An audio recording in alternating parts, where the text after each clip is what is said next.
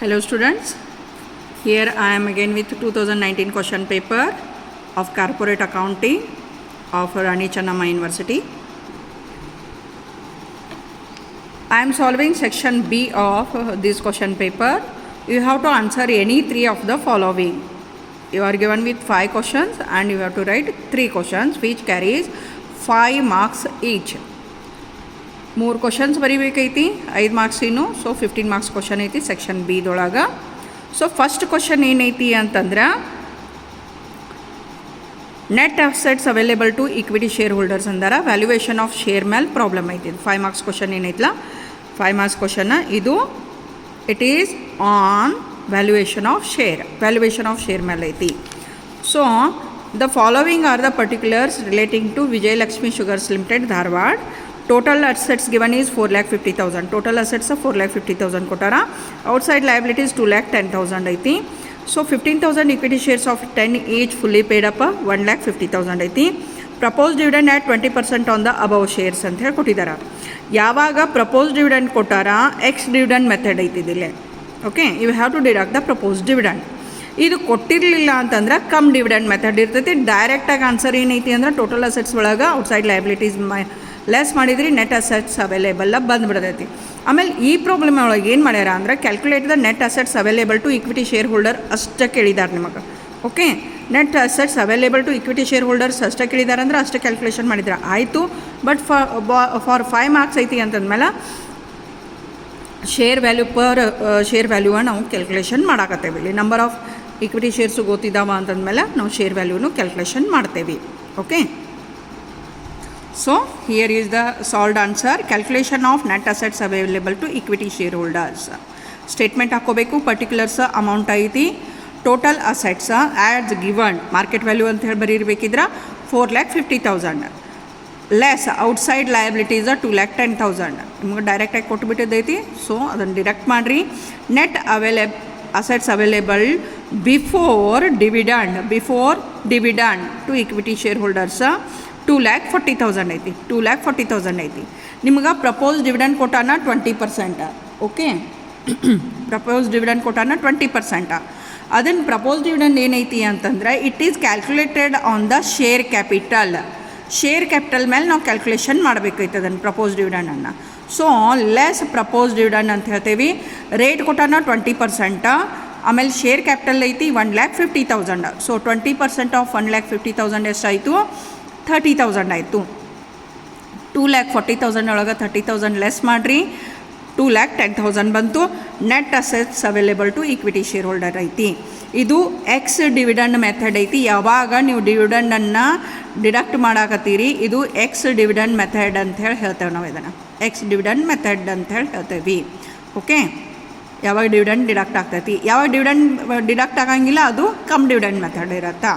Okay, ಇದು next ಏನು ಮಾಡ್ತೇವೆ ಅಂತಂದ್ರೆ ಇಂಟ್ರಿನ್ಸಿಕ್ ವ್ಯಾಲ್ಯೂ ಕ್ಯಾಲ್ಕುಲೇಷನ್ ಮಾಡ್ತೇವೆ ನಾವು. ಇಂಟ್ರಿನ್ಸಿಕ್ ವ್ಯಾಲ್ಯೂದೊಳಗೆ net assets available to equity share holders divided by number of equity shares ಅಂತೇಳಿ ಹೇಳ್ಯಾರ.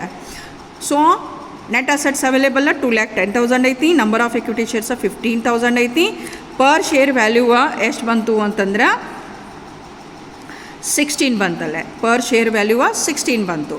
Okay, it is question number 2 ಐತಿ. ಇದು valuation of share. Question number 3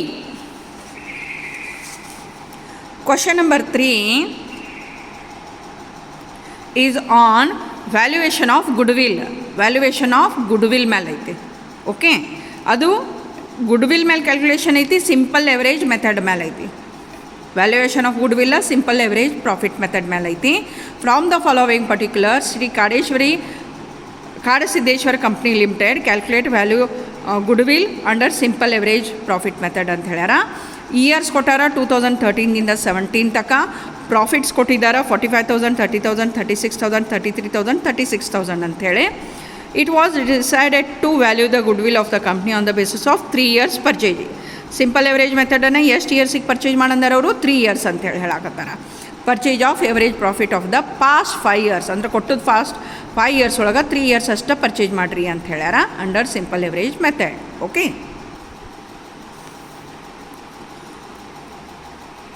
so calculation of goodwill under simple average method for Shri Kadasiddheshwara company limited. ಫಸ್ಟಿಗೆ ಏನೈತಿ ಅಂತಂದ್ರೆ first step ಏನೈತಿ, average ಪ್ರಾಫಿಟನ್ನು calculation ಮಾಡ್ಕೋಬೇಕು. Therefore average profit is nothing but the aggregate of total profit for the given years ಅಂತ ಹೇಳಿ ಹೇಳ್ತೇವೆ ನಾವಲ್ಲೇ. Okay, for the given years ಅಂತ ಹೇಳ್ತೇವೆ. ಅದಕ್ಕೆ ಎವರೇಜ್ ಪ್ರಾಫಿಟ್ ಕ್ಯಾಲ್ಕುಲೇಷನ್ ಮಾಡೋಕ್ಕೆ ಫಾರ್ಮುಲಾ ಯೂಸ್ ಮಾಡ್ತೇವೆ. Total profits for past years divided by number of years ಮಾಡಾಕತ್ತೇವೆ. ಓಕೆ, ಸೊ ಟೋಟಲ್ ಪ್ರಾಫಿಟ್ಸ್ ಎಷ್ಟೈತಿ, 45,000, 30,000, 36,000, 33,000, 36,000 ಐತಿ. Divided by number of years of past year. ಎಷ್ಟು ವರ್ಷದ ಪ್ರಾಫಿಟ್ ತೊಗೊಂಡಿರ ಅಷ್ಟು ವರ್ಷದಲ್ಲೇ ಡಿವೈಡ್ ಮಾಡೋದೈತಿ ನಿಮಗೆ. ಓಕೆ, ಎಷ್ಟು ವರ್ಷದ ತೊಗೊಂಡಿರ್ತೀರಿ ಅಷ್ಟು ವರ್ಷದಲ್ಲೇ ಡಿವೈಡ್ ಮಾಡಾಗತ್ತೆ. 5 ಇಯರ್ಸ್ ಐತಿ, 1 2 3 4 5 ಐತಿ. ಸೊ 5 ಇಯರ್ಸ್ ಅಂತಂದ್ರಿ. Total of these profits is 1,80,000. Total ಎಷ್ಟೈತಿ, 1,80,000 ಐತಿ. ಡಿವೈಡೆಡ್ ಬೈ 5 ಇಯರ್ಸ್ ಮಾಡ್ತೇವೆ. ಸೊ ಎವರೇಜ್ ಪ್ರಾಫಿಟ್ ಎಷ್ಟು ಬಂತು, 36,000 ಬಂತು. ಎವರೇಜ್ ಪ್ರಾಫಿಟ್ 36,000 ಬಂತು. ಓಕೆ, ಈ ಎವರೇಜ್ ಪ್ರಾಫಿಟ್ ಬಂದ ಮೇಲೆ ವ್ಯಾಲ್ಯೂ ಆಫ್ ಗುಡ್ವಿಲ್ ಕ್ಯಾಲ್ಕುಲೇಷನ್ ಮಾಡ್ತೇವೆ. ಸೆಕೆಂಡ್ ಸ್ಟೆಪ್ ಏನೈತಿ, ಕ್ಯಾಲ್ಕುಲೇಷನ್ ಆಫ್ ಗುಡ್ವಿಲ್ ಐತಿ. ಗುಡ್ವಿಲ್ ಕ್ಯಾಲ್ಕುಲೇಷನ್ ಒಳಗೆ ಸಿಂಪಲ್ ಎವರೇಜ್ ಮೆಥಡ್ ಒಳಗೆ ಫಾರ್ಮುಲಾ ಐತಿ, average profit into number of years purchased ಅಂತ ಹೇಳಿ ಹೇಳ್ತೇವೆ. Average profit into number of years purchased ಅಂತ ಹೇಳ್ತೇವೆ. ಸೊ ಎವರೇಜ್ ಪ್ರಾಫಿಟ್ ಎಷ್ಟು ಬಂದೈತಿ, ಕ್ಯಾಲ್ಕುಲೇಟೆಡ್ 36,000 ಬಂದೈತಿ. ಎಷ್ಟು ಇಯರ್ಸಿಗೆ ಪರ್ಚೇಸ್ ಮಾಡಂದಾರ, 3 ಇಯರ್ಸಿಗೆ, multiplied with 3. So 1,08,000 is the goodwill of Kadasiddheshwara company limited. Okay, 1,08,000 ಐತಿ. ಇದು ಕ್ವಶನ್ ನಂಬರ್ 3 ಐತಿ. ಕ್ವಶನ್ ನಂಬರ್ 3 ಇಷ್ಟು ಬಿಡಿಸಿದ್ರಿ. ಸಿಂಪಲ್ ಪ್ರಾಬ್ಲಮ್ಸ್ ಅದಾವೆ. ಇಷ್ಟು ಬಿಡಿಸಿದ್ರಿ ಅಂದರೆ 5 ಮಾರ್ಕ್ಸ್ ನಿಮ್ಮ ಕೈಯಾಗದಾವಲ್ಲೇ. So question number 4 is to prepare P&L account and calculate the statutory reserve for BDCC Bank Limited ಅಂತ ಹೇಳಿ ಐತಲ್ಲೇ. ಓಕೆ, ಪರ್ಟಿಕ್ಯುಲರ್ಸ್ ಕೊಟ್ಟಾರಲ್ಲೇ ನಿಮಗೇನೈತಿ ಅಂದ್ರೆ P&L ಅಕೌಂಟ ಮತ್ತು ಸ್ಟ್ಯಾಟ್ಯುಟರಿ ರಿಸರ್ವ್ ಅಂತಂದ್ರೆ ಅಪ್ರೋಪ್ರಿಯೇಷನ್ ಅಕೌಂಟ ನೀವು ಕಂಟಿನ್ಯೂಯೇಷನ್ ಮಾಡಬೇಕಾಗತ್ತೆ. ಓಕೆ, ಇಂಟ್ರೆಸ್ಟ್ ಅರ್ನ್ಡ್ ಐತಿ 24 lakh, ಅದರ್ ಇನ್ಕಮ್ 6 lakh ಐತಿ. Interest expanded 10,80,000 ಐತಿ. ಇಂಟ್ರೆಸ್ಟ್ ಅರ್ನ್ಡ್ ಏನೈತಿ ಅಂತಂದ್ರೆ ಶೆಡ್ಯೂಲ್ 13 ಐತಿ. ಅದರ್ ಇನ್ಕಮ್ಸ್ ಶೆಡ್ಯೂಲ್ 14 ಐತಿ. ಇಂಟ್ರೆಸ್ಟ್ ಎಕ್ಸ್ಪೆಂಡೆಡ್ ಶೆಡ್ಯೂಲ್ 15 ಐತಿ. ಆಪ್ರೇಟಿಂಗ್ ಎಕ್ಸ್ಪೆನ್ಸಸ್ ಶೆಡ್ಯೂಲ್ 16 ಐತಿ. ಓಕೆ, ಇದೇನೈತಿ ಎಲ್ಲ ಕ್ಯಾಲ್ಕುಲೇಷನ್ ಮಾಡಿದ ಮೇಲೆ ಲಾಸ್ಟ್ ಇಯರ್ ಪ್ರಾಫಿಟ್ ಐತಿ, ಸರ್ಪ್ಲಸ್ ಐತಿ. So it is added to the current year profit. ಇದೇನು P&L ಅಕೌಂಟ್ ಕ್ಯಾಲ್ಕುಲೇಷನ್ ಮಾಡ್ತೇವೆ. ಅದ್ರ ನಂತರ ಏನು ಮಾಡ್ತೇವೆ ಅಂತಂದರೆ ಇದನ್ನು ಆ್ಯಡ್ ಮಾಡ್ತೇವೆ ನೆಟ್ ಪ್ರಾಫಿಟ್ ಬಂದಮೇಲೆ. Rebate on bill discounted provision for doubtful debt, propose dividend, ಇವು ಮೂರೂ ಏನು ಅದಾವ ಅಂತಂದ್ರೆ ಅದರ್ ಪ್ರೊವಿಷನ್ ಆ್ಯಂಡ್ ಕಾಂಟಿಂಜೆನ್ಸೀಸ್ ಅಂತ ಹೇಳಿ ಬರ್ತೈತಿ P&L ಅಕೌಂಟ್ ಒಳಗೆ. After writing the interest expanded and operating expenses ಇವೆರಡು ಬರೋದು ಆದಮೇಲೆ ಇವ್ನು ಬರೆಯೋದೈತಿ ಮೂರೂ. ಓಕೆ, ಇದು ಆದಮೇಲೆ ಏನು ಮಾಡ್ತೇವೆ, ರಿಬೇಟ್ ಆನ್ ಬಿಲ್ಸ್ ಡಿಸ್ಕೌಂಟೆಡ್, ಆಮೇಲೆ ಪ್ರೊವಿಷನ್ ಫಾರ್ ಟ್ಯಾಕ್ಸೇಷನ್ನ PDD ಬರೆಯಾಕತ್ತೇವೆ. ಪ್ರಪೋಸ್ ಡಿವಿಡೆಂಡ್ ಏನೈತಿ ಅಪ್ರೋಪ್ರಿಯೇಷನ್ ಒಳಗೆ ಬರಾಗತ್ತೈತಿ. ಪ್ರಪೋಸ್ ಡಿವಿಡೆಂಡ್ ಅಪ್ರೋಪ್ರಿಯೇಷನ್ ಒಳಗೆ ಬರಾಗತ್ತೈತಿ. ಸೊ ಏನು ಮಾಡ್ತೀವಿ ಅಂತಂದ್ರೆ ಫಸ್ಟಿಗೆ ನಾವು P&L account.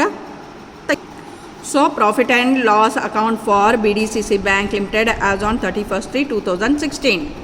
ಪರ್ಟಿಕ್ಯುಲರ್ಸ, schedule number, amount, total column. Okay, first amount ಬರಾಕತ್ತದ್ದು ಇನ್ಕಮ್ ಬರ್ತೈತಿ. P&L ಅಕೌಂಟ್ದೊಳಗೆ ಫಸ್ಟ್ ಅಮೌಂಟ್ ಬರಾಕತ್ತದ್ದು ಇನ್ಕಮ್ ಐತಿ. ಇನ್ಕಮ್ ಈ ಹೆಡ್ಡಿಂಗ್ ಅಂದರೆ ಅಂಡರ್ ಇಂಟ್ರೆಸ್ಟ್ ಅರ್ನ್ಡ್ ಬರತ್ತಾ. ಇಂಟ್ರೆಸ್ಟ್ ಅರ್ನ್ಡ್ ಬರುತ್ತೆ ಶೆಡ್ಯೂಲ್ 13. ಅಮೌಂಟ್ ಡೈರೆಕ್ಟ್ಲಿ ಕೊಟ್ಟಾನ, otherwise you have to prepare schedule 13. ಡೈರೆಕ್ಟಾಗಿ ಕೊಟ್ಟಾನ ಅಂದಮೇಲೆ ನಾವು ಇದನ್ನು ಶೆಡ್ಯೂಲ ಬರೆಯಾಕತ್ತಿಲ್ಲ, ವರ್ಕಿಂಗ್ ನೋಟ್ ಒಳಗೆ ಬರೆಯಾಕತ್ತಿಲ್ಲ. ಸೊ ಅಮೌಂಟ್ ಐತಿ 24 lakh. ಅದರ್ ಇನ್ಕಮ್ಸ್ ಐತಿ ಶೆಡ್ಯೂಲ್ 14 ಒಳಗೆ. ಟೋಟಲನ್ನು ಕೊಟ್ಬಿಟ್ಟಾನವಲ್ಲೇ. ಓಕೆ, ಟೋಟಲ್ನ ಕೊಟ್ಬಿಟ್ಟಾನ. ಸೊ ಡೈರೆಕ್ಟಾಗಿ ಬರೆಯಾಕತ್ತೇವಿ 6 lakh ಐತಿ. ಟೋಟಲ್ ಎಷ್ಟಾಯ್ತು ಅಂತಂದ್ರೆ ಟೋಟಲ್ ಇನ್ಕಮ್ ಎಷ್ಟಾಯ್ತು 30 lakh ಆಯ್ತು. Total income 30 lakh. So next second item ಬರುತ್ತೆ ಎಕ್ಸ್ಪೆಂಡಿಚರ್. P&L ಅಕೌಂಟ್ದೊಳಗೆ ಸೆಕೆಂಡ್ ಐಟಮ್ ಬರ್ತೈತಿ ಎಕ್ಸ್ಪೆಂಡಿಚರ್. ಅದರೊಳಗೆ ಇಂಟ್ರೆಸ್ಟ್ ಎಕ್ಸ್ಪೆಂಡೆಡ್ ಐತಿ ಶೆಡ್ಯೂಲ್ 15 1,08,000 ಐತಿ. 1,08,000 ಐತಿ. ಅದರ್ ಎಕ್ಸ್ಪೆನ್ಸಸ್ ಶೆಡ್ಯೂಲ್ 16 ಐತಿ 72,000 ಐತಿ. 72,000 ಐತಿ. ಅದರ್ ಪ್ರೊವಿಷನ್ಸ್ ಆ್ಯಂಡ್ ಕಾಂಟಿಂಜೆನ್ಸೀಸ್ ಒಳಗೆ ರಿಬೇಟ್ ಆನ್ ಬಿಲ್ ಡಿಸ್ಕೌಂಟೆಡ್ ಐತಿ 60,000. ಪ್ರೊವಿಷನ್ ಫಾರ್ ಟ್ಯಾಕ್ಸೇಷನ್ ಐತಿ 3,60,000. ಪ್ರೊವಿಷನ್ ಫಾರ್ ಡೌಟ್ಫುಲ್ ಡೆಟ್ ಐತಿ 90,000. ಟೋಟಲ್ ಇಟ್ 5,10,000 ಬಂತು. ಸೊ ಇದ್ರ ಟೋಟಲ್ ಏನೈತಿ ಅಂದರೆ ಎಕ್ಸ್ಪೆಂಡಿಚರ್ ಟೋಟಲ್ ಏನೈತಿ ಅಂತಂದ್ರೆ 23,10,000 ಬಂತು. 23,10,000 ಬಂತು ಟೋಟಲ್ ಎಕ್ಸ್ಪೆಂಡಿಚರ್. ಸೊ ನೆಕ್ಸ್ಟ್ ಏನು ಬರಿತೀವಿ ಅಂತಂದ್ರೆ ಪ್ರಾಫಿಟ್ ಆರ್ ಲಾಸ್ ಅಂತ ಹೇಳ್ತೇವೆ. ಪ್ರಾಫಿಟ್ ಆರ್ ಲಾಸ್ ಯಾವಾಗ ಪ್ರಾಫಿಟ್ ಆರ್ ಲಾಸ್ ಕ್ಯಾಲ್ಕುಲೇಷನ್ ಐತಲ್ಲ ಅಲ್ಲೇ ಆವತ್ನಾಗ ಫಸ್ಟ್ ಒಳಗೆ ಸೆಕೆಂಡನ್ನು ಲೆಸ್ ಮಾಡಾಕತ್ತೀವಿ. ದ್ಯಾಟ್ ಈಸ್ ಫಸ್ಟ್ ಟೋಟಲ್ ಇನ್ಕಮ್ದೊಳಗೆ ಟೋಟಲ್ ಎಕ್ಸ್ಪೆನ್ಸಸ್ ಲೆಸ್ ಮಾಡಾಕತ್ತೀವಿ. Total of income is 30 lakh and expenditure is 23,10,000 ಐತಿ. ಸೊ ಡಿಫ್ರೆನ್ಸ್ ಅಮೌಂಟ್ ಎಷ್ಟು ಬಂತು? 6,90,000 ಬಂತು. It is the net profit for the year. 6,90,000. Next profit brought ಫಾರ್ವರ್ಡನ್ನು ಕೊಟ್ಟಾರಲ್ಲೇ. ಓಕೆ, ಪ್ರಾಫಿಟ್ ಬ್ರಾಟ್ ಫಾರ್ವರ್ಡ್ ಅಂಥೇಳಿ problem ಒಳಗೆ ಕೊಟ್ಟದೈತಿ.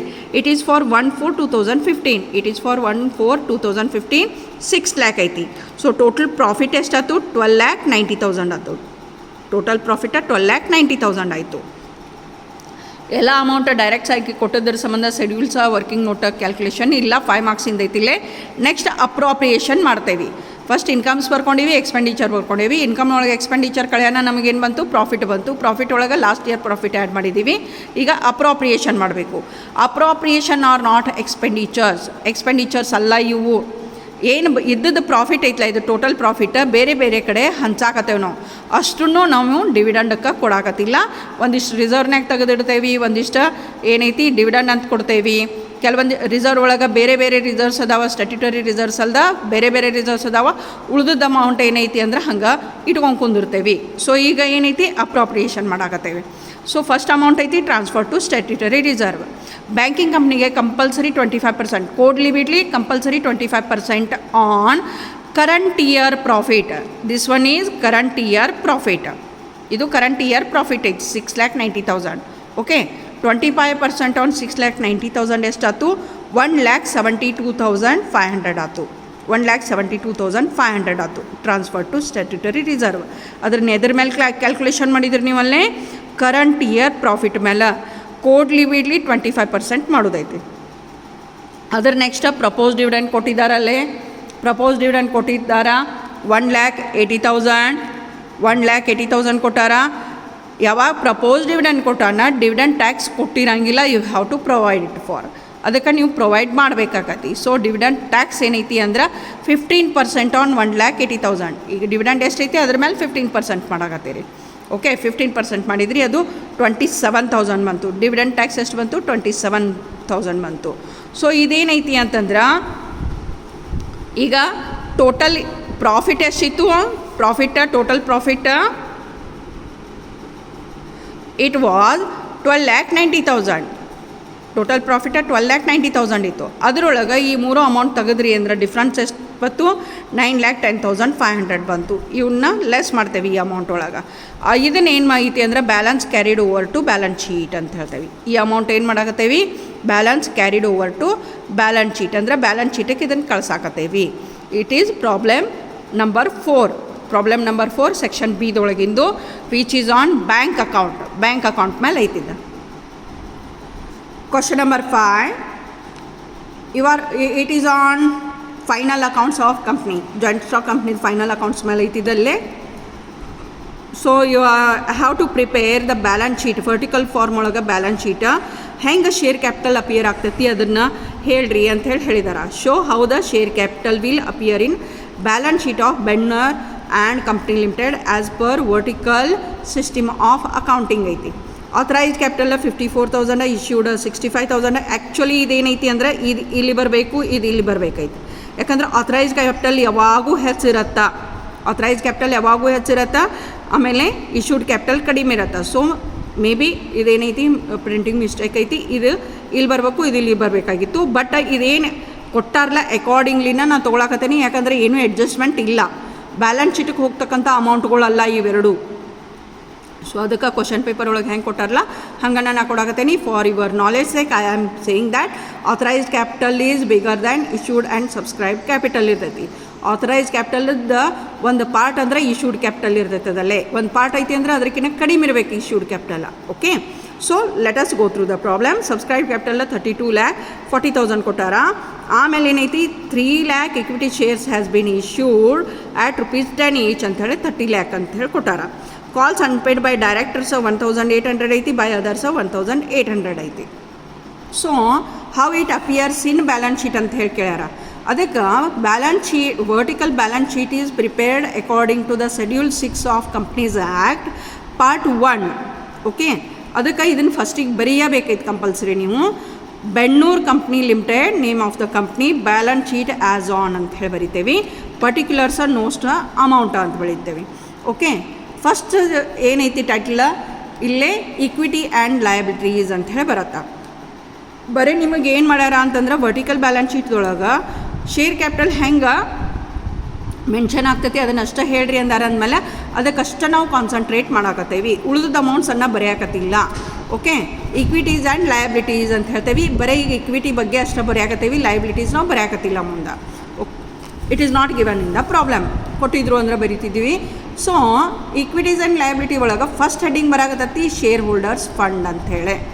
ಓಕೆ, ಶೇರ್ ಹೋಲ್ಡರ್ಸ್ ಫಂಡ್ ಅಂತ ಹೇಳ್ತೇವೆ. Shareholders fund include share capital and reserves and surpluses and money received against shareholders. ಈ 3 amount ಇರತ್ತೆ. Usually ಇದನ್ನು ಕೊಡೋಂಗಿಲ್ಲ, 15 marks question ಇದ್ದಾಗ ಇದನ್ನು ಕೊಡೋಂಗಿಲ್ಲ. ಇವೆರಡೂ ಕೊಟ್ಟಿರ್ತಾರೆ, share capital, reserves and surpluses ಕೊಟ್ಟಿರ್ತಾರೆ. ಸೊ ಶೇರ್ ಕ್ಯಾಪಿಟಲ್ ಕೊಟ್ಟಾರಿಲ್ಲೇ, ರಿಸರ್ವ್ಸ್ ಆ್ಯಂಡ್ ಸರ್ಪ್ಲಸಸ್ ಕೊಟ್ಟಾರ. ಶೇರ್ ಕ್ಯಾಪಿಟಲ್ಗೆ ನೋಟ್ ನಂಬರ್ 1 ಐತಿ, ಅಮೌಂಟ್ ಬಂದದ್ದೈತಿ 29,96,400 ಬಂದೈತಿ. ಹಾಗಾದ್ರೆ ಈ ಅಮೌಂಟಲ್ಲಿ ಬರ್ದಿಲ್ಲ, ನಿಮಗೆ ಪ್ರಾಬ್ಲಮ್ ಒಳಗಿಲ್ಲ, ಹೆಂಗೆ ಬಂತಿದ್ದು ಅದನ್ನು ನಾವು ಡೀಟೇಲ್ ನೋಡ್ಬೇಕು ಅನ್ನೋದೈತಿ ಅಂದ್ರೆ ನೋಟ್ಸ್ ನೋಡ್ಬೇಕೈತಲ್ಲೇ. So note number 1 share capital, ಅದನ್ನು ನೋಟ್ಸ್ ಒಳಗೆ ನಾವು ಹೆಂಗೆ ಮೆನ್ಷನ್ ಮಾಡ್ತೀವಿ ಅದನ್ನು ತೋರಿಸೇನಿಲ್ಲೇ. ಆಥರೈಸ್ಡ್ ಕ್ಯಾಪಿಟಲ್, ಇಲ್ಲಿ ನಂಬರ್ ಆಫ್ ಶೇರ್ಸ್ ಕೊಟ್ಟಿದ್ರು ಅಂದ್ರೆ ಬರಿತಿದ್ದೀವಿ, ಅದನ್ನು ಇನ್ನೂ ಡೀಟೇಲ್ ಕೊಟ್ಟಿಲ್ಲ ಅಂದಮೇಲೆ ಡೈರೆಕ್ಟಾಗಿ ಏನೈತಿ 54 lakh ಅಂತೇವಿ. ಅಮೌಂಟ ಕ್ಲೋಸ್ ಮಾಡಿರಿ ಅಂದ್ರೆ putting 2 lines means closing the amount, otherwise ಇದನ್ನು ಟೋಟಲ್ ಮಾಡಿದಂಗೆ ಅನಿಸುತ್ತದಲ್ಲೇ. Close it. Next issued capital 65 lakh, close it. Subscribe capital 32,40,000, close it. Putting 2 lines means closing the balance. ಇವು 3 ಏನೈತಿ ಬ್ಯಾಲೆನ್ಸ್ ಶೀಟಿಗೆ ಹೋಗಂಗಿಲ್ಲ, ಇವು 3 ಬ್ಯಾಲೆನ್ಸ್ ಶೀಟಿಗೆ ಹೋಗಂಗಿಲ್ಲ. ಯಾವ ಅಮೌಂಟ್ ಹೋಗ್ತೈತೆ ಅದ called up and paid up capital ಹೋಗುತ್ತಾ. ಯಾವ್ದು ಹೋಗುತ್ತಾ? Called up and paid up capital ಹೋಗುತ್ತಾ. ಸೊ ಕಾಲ್ಡ್ ಅಪ್ ಕ್ಯಾಪಿಟಲ್ ಎಷ್ಟೈತಿ? 3 lakh ಇಕ್ವಿಟಿ ಶೇರ್ಸ್ ಆ್ಯಟ್ ₹10 ಹೋಗತ್ತೆ. 3 lakh ಇಕ್ವಿಟಿ ಶೇರ್ಸ್ ಆ್ಯಟ್ ₹10 ಹೋಗುತ್ತಾ, ಅದು 30 lakh ಆಯ್ತು. ಲೆಸ್ ಕಾಲ್ಸ್ ಅನ್ಪೇಡ್ ಅಡ್ಜಸ್ಟ್ ಮಾಡಬೇಕೈತೆ ಇಲ್ಲಿ. ಬೈ ಡೈರೆಕ್ಟರ್ಸ್ 1,800 ಐತಿ, ಬೈ ಅದರ್ಸ್ 1,800 ಐತಿ, ಟೋಟಲ್ 3,600 ಐತಿ. ಸೊ ಟೋಟಲ್ ಪೇಡ್ ಕ್ಯಾಪಿಟಲ್ ಎಷ್ಟೈತಿ? 30 lakh ಒಳಗೆ 3,600 ತೆಗೆದ್ರೆ 29,96,400 ಐತಿ. ಈ ಅಮೌಂಟನ್ನು ನಾವು ಇಲ್ಲೇ ಬ್ಯಾಲೆನ್ಸ್ ಶೀಟಿಗೆ ತೊಗೊಂಡೋಗ್ತೇವೆ, 29,96,400. It is for 5 marks, so go through it. Last question in section B is name any 5 circumstances under which company is compulsory wound up ಅಂತ ಹೇಳಿ ಕೇಳ್ಯಾರ. ಕೂಡು ಬಂಡವಾಳ ಕಂಪ್ನಿಯನ್ನು ವಿಸರ್ಜಿಸಲ್ಪಡುವ 5 ಸಂದರ್ಭನ ಹೆಸರಿಸಿ ಅಂತ ಹೇಳಿ ಕೇಳ್ಯಾರಲ್ಲೇ. Okay, so circumstances for compulsory wound up of liquidation, ಇದನ್ನು theory ಪಾರ್ಟನ್ನು ನಾನು ವಿಡಿಯೋ ಬಿಟ್ಟಿದ್ದೀನಿ, ಪ್ಲೀಸ್ ಗೋ ಥ್ರೂ ದ್ಯಾಟ್. ಆದರೂ ಸದ್ಯಕ್ಕೆ ಇವು main points 1 by 1 ಹೇಳಾಕತ್ತೇನಿ. When the company passes a special resolution that is to be wound up by the court. wound up and liquidation ಅಂದರೆ 2 ಒಂದೈತಿ. First reason ಏನೈತಿ? Special ರೆಸಲ್ಯೂಷನ್ನ company pass ಮಾಡಾಕತ್ತೈತಿ. There next when company fails to deliver statutory report or to conduct statutory meeting.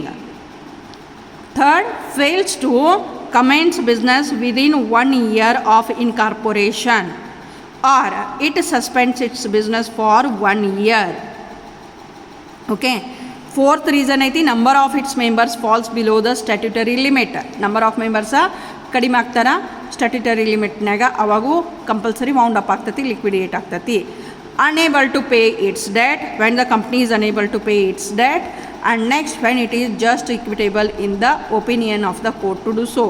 When court fails to close down the proceeding of the company at that time, it orders to close down. At the time of compulsory liquidation, you have to prepare statement of affairs of the company and to be submitted to the official liquidator.